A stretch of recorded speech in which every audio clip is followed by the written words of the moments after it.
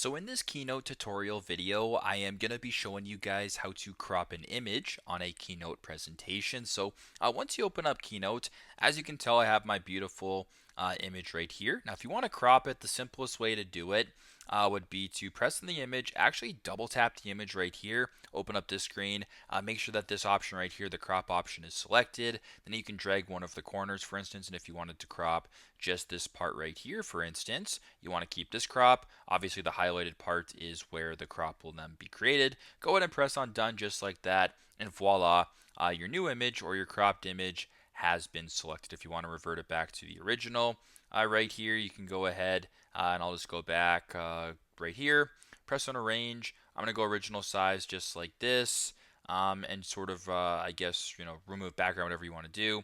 Press on OK, and it's here right in front of you. So very straightforward, very simple.